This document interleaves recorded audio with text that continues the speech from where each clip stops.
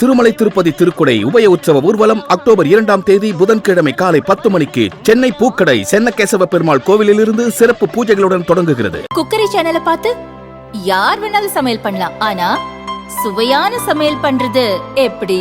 நான் இதயம் நல்லெண்ணெயில சமையல் பண்றேன், ஆஹா ஓஹோன்னு பாராட்டுறாங்க. நீங்களும் இதயம் நல்லெண்ணெயில சமையல் பண்ணுங்க, பாராட்ட வாங்குங்க. தினம் தோறும் வாங்குவே இதயம். புதுக்கோட்டை சேந்தாங்குடி ஊராட்சிக்கு உட்பட்ட கீழையூரில் கிராமப்புற சாலைகள் மேம்பாடு திட்டத்தின் கீழ் 200 மீட்டர் சாலை அமைக்கும் பணி நடக்கிறது. இதில் 71 மீட்டர் சாலை அமையும் இடம் மாவட்ட நிர்வாகத்தால் கீழையூரில் வசிக்கும் ஆதிதிராவிட மக்களுக்கு வழங்கப்பட்டதாக கூறப்படுகிறது. தங்கள் இடத்தில் மாற்று சமூக மக்களுக்கு சாலை அமைக்கக்கூடாது என கூறி அப்பகுதி ஆதிதிராவிட மக்கள் சாலை அமைக்கும் பணியை தடுத்து நிறுத்தினர். அவர்களுடன் பேச்சுவார்த்தை நடத்திய போலீசார் சாலை அமைக்கும் பணிக்கு இடையூறு செய்ய வேண்டாம் என அறிவுறுத்தினர். ஆனால் அதை ஏற்க மறுத்த மக்கள் ஜேசிபி வாகனம் மீது ஏறியும் வாகனத்தின் முன் அமர்ந்தும் போராடினர். அவர்களை போலீசார் அப்புறப்படுத்த முயன்றதால் தள்ளுமுள்ளு ஏற்பட்டது.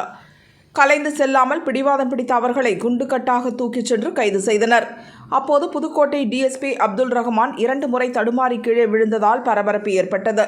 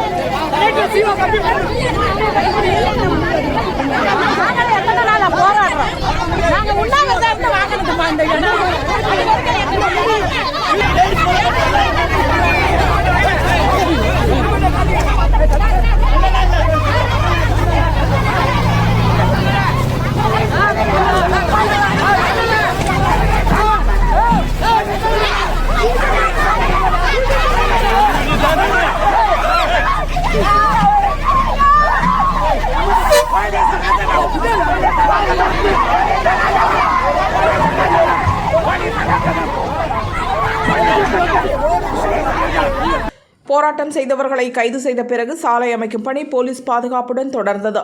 சம்பந்தப்பட்ட இடம் நத்தம் புறம்போக்கில் இருப்பதாகவும் அங்கு ஏற்கனவே இருந்த சாலையை தான் புதிதாக அமைக்கிறோமே தவிர அது ஆதிதிராவிட மக்களுக்கு வழங்கிய இடம் இல்லை என்றும் அதிகாரிகள் தெரிவித்துள்ளனர்.